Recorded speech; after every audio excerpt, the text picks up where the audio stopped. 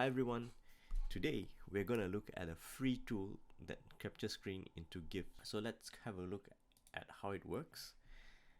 So I've already have it installed. Let's run it. There are a couple of options here. The one that I use most often is recorder. If you have the option to record your webcam. There's a board where you can scribble and it'll create a GIF out of it. All right, let's look at the recorder. You'll be presented with a box in where the contents of the box will be recorded.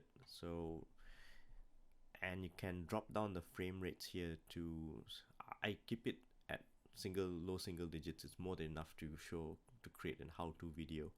You can bump it up if you really want it to be smooth. So for now, we leave it at 6 and then we hit record. And today, let's say for example, we want to clean up storage spaces. System, storage, temporary files, and then so we're nearly there, and then you hit remove button, it'll clean up all the temporary files. So let's hit stop, and then you'll be presented with the editor and with all the frames that I captured. You can see here that we've captured 111 frames, and having a look at this, you can see it's kind of pixelated, and the whole reason why is because it's zoomed in. So let's create 100%, and you can see it's actually pretty clear. So you can do simple edits, like the beginning here. We can skip that. You delete the frames and it's gone. So right now you have the raw recording. So next is actually to save it to a GIF. So what you do is you hit save as, and what I do here slightly different from the default is I use this KGY soft encoder instead of the built-in screen to GIF.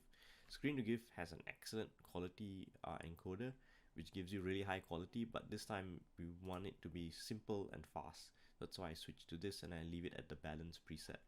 One other change I do here is I put the repeat count at 1, which is normally ticked in the endless loop. So I untick that, put it to 1. So that's the settings I have here. And once you're happy with your edits, hit save.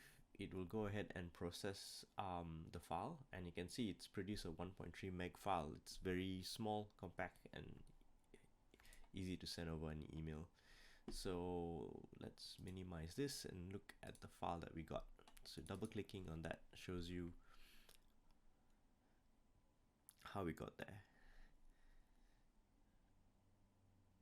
So so it's a very straightforward way to show hey, this is how you do it, especially when you get asked to do a how-to. So that's it this time. Thank you very much.